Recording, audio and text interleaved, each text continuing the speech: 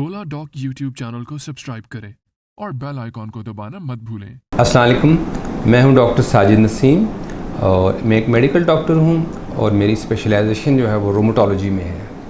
मैंने अपनी रोमेटोलॉजी की पोस्ट ग्रेजुएट ट्रेनिंग बरतानिया से हासिल की थी और उसके बाद वहां पर एज अ कंसल्टेंट रोमेटोलॉजिस्ट के तौर पे काम करता रहा हूं और आजकल मैं फ़ज़ाइया मेडिकल कॉलेज इस्लामाबाद में असिस्टेंट प्रोफेसर रोमेटोलॉजी के तौर पे पढ़ाता हूं और इसके अलावा Pakistan air force hospital Islamabad और अली मेडिकल सेंटर इस्लामाबाद में शाम के वक्त जो है वो अपनी कंसल्टेशन पेशेंट्स को प्रोवाइड करता हूँ।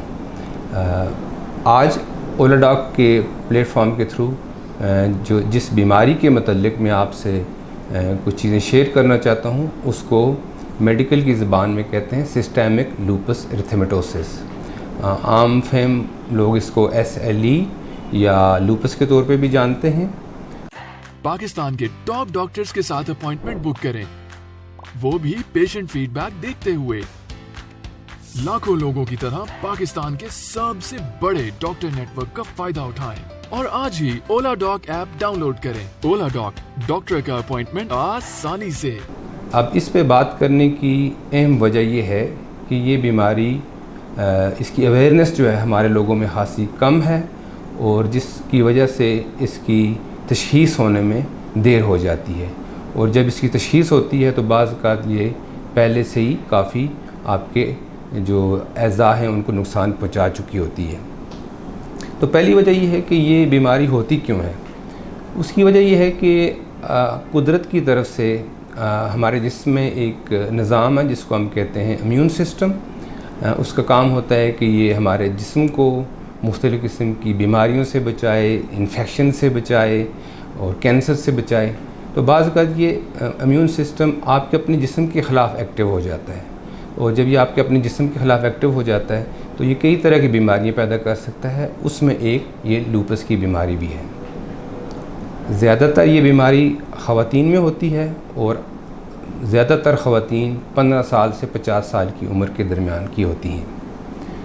अब इस बीमारी की अलामात ये हैं कि बाज़ औक़ात तो इसकी अलामात इतनी वाज़ेह शुरू में नहीं होती जिस वजह से तशख़ीस जो है देर से हो जाती है, लेकिन आम तौर पे जो पेशेंट होते हैं उनको जोड़ों और पट्ठों के दर्द होते हैं, जिस्म बहुत थका थका रहता है, सुबह के वक्त उनका जिस्म बहुत अकड़ा हुआ होता है, बाज़ औक़ात उनके चेहरे पे या जिस्म के वो हिस्से जहाँ पर सूरज की रोशनी डायरेक्ट लगती है वहाँ पे जिल्द पे निशान बन जाते हैं। तो ये तो आम सी अलामात हैं। मुंह में छाले वगैरह पड़ जाते हैं, बाज़ औक़ात ऐसा लगता है जैसे हल्का हल्का बुखार है। और जैसे मैंने बोला है कि ये सिस्टेमिक बीमारी है, मतलब जिस्म के किसी हिस्से पे भी असर कर सकती है। तो अगर ये खुदा न खास्ता आपके जिस्म के दूसरे हिस्सों पे असर करे, जैसा कि गुर्दे हैं, जैसे कि दिल है, जैसा कि फेफड़े हैं, तो उनकी अलामात भी फिर आना शुरू हो जाती हैं। तो अगली बात यह है कि हम इसकी तशख़ीस कैसे करते हैं। देखें, इसकी तशख़ीस के लिए सबसे ज़्यादा ज़रूरी चीज़ ये है कि आप पहले डॉक्टर से मिलें ताकि वो आपकी एक डिटेल हिस्ट्री ले सके। जब हिस्ट्री और एग्ज़ामिनेशन हो जाएगा तो फिर डॉक्टर ये फ़ैसला करता है कि कौन से टेस्ट करने हैं।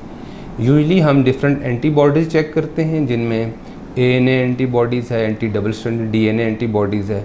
इसके अलावा सोजिश के टेस्ट जो होते हैं जिसको हम ESR कहते हैं वो चेक करते हैं, लेकिन ये देखने के लिए कि जिस्म के किसी दूसरे हिस्से पे असर तो नहीं कर रही, तो बाज़ औक़ात हमें दिल का एको कराना पड़ता है या गुर्दों के टेस्ट भी कराने पड़ते हैं। जहाँ तक इसके इलाज की बात है तो इसके इलाज को हम कहते हैं मल्टी डिसिप्लिनरी अप्रोच की ज़रूरत है, मतलब कई डॉक्टर इसमें इन्वॉल्व होते हैं। तो पहला तो ये होता है कि आप जब एक रोमेटोलॉजिस्ट से मिलेंगे वो आपकी इसकी तशख़ीस कर लेगा, तो फिर अगर आपके दूसरे जिस्म के अज़ा भी उसमें इन्वॉल्व हो गए हुए हैं, जैसे कि मसलन गुर्दे हैं, तो फिर गुर्दों के डॉक्टर से भी बाज़ औक़ात मशवरा करना होता है।